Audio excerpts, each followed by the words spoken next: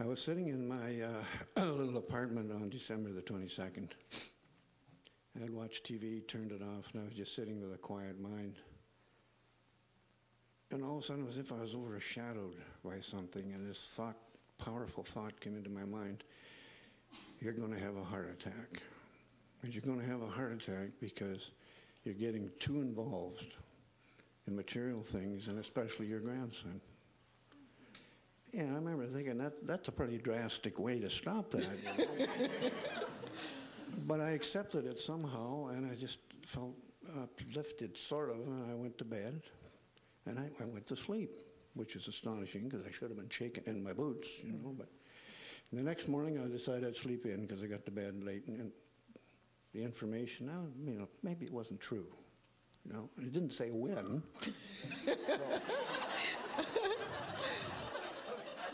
So about 9:30 in the morning, I woke up with this incredible pain. I imagine there's people here who have had a heart attack, and they know how severe that pain can be. And I got up and said, well, it's probably just my arthritis. And I took a couple of painkillers and didn't do a bit of good. So I got dressed, phoned the manager of the apartment. Her name's Jackie, and everybody likes her. And I said, would you come downstairs, Jackie? I think I'm having a heart attack. So I just boom, boom, boom, boom, boom, boom, boom, boom, down the stairs. And I had left the door open. And I said, okay, I'm going to phone 911 now. And, I said, and I got her a blank check and signed it for the next month, just in case I might come back, you know.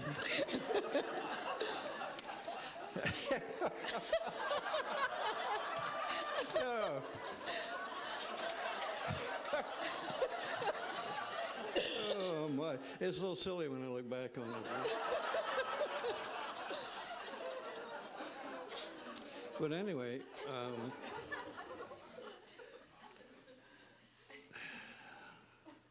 the paramedics came, and there was a growing sort of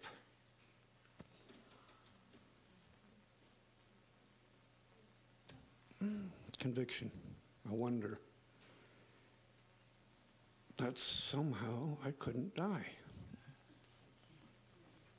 And these paramedics were kind of annoying me because they were sticking these things on my chest, and one guy was in behind me, and he was poking around back there, and the other guy was out front, and he was poking around up there. And it looked like a new guy who was fairly young, and he shoved his head in front of me and says, you're having an ischemia.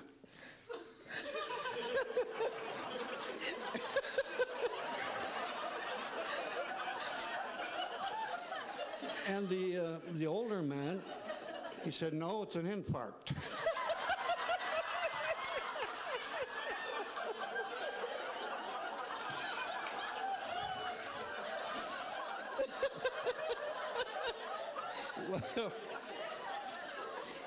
Well, this was kind of annoying me, you know, and they were kind of arguing back and forth. And I'm thinking, I wish you guys would just take me to the hospital.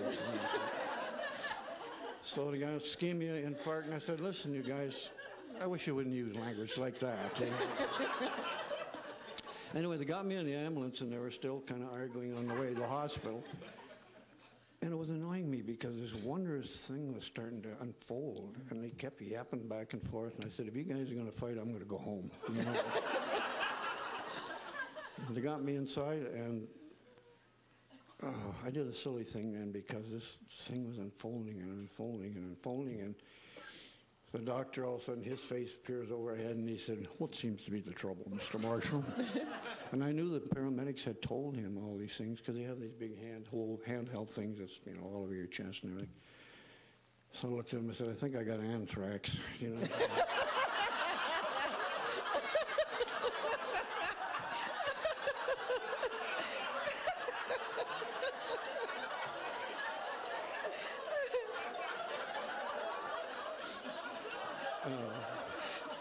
Talk about stupid, you know.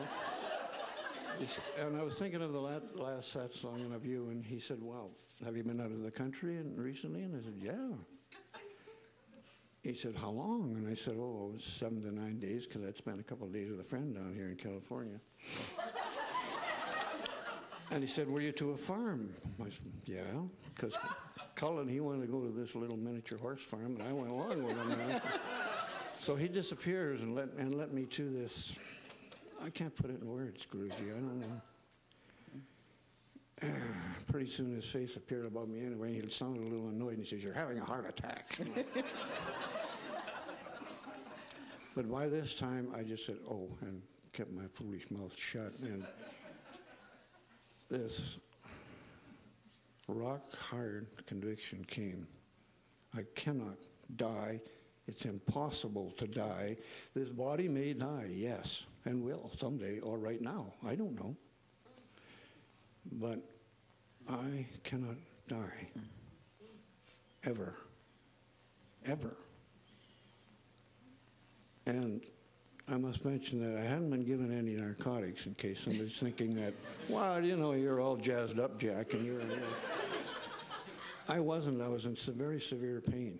And I had asked them not to give me morphine or Demerol, because when this body gets that, there's a tendency to stop breathing.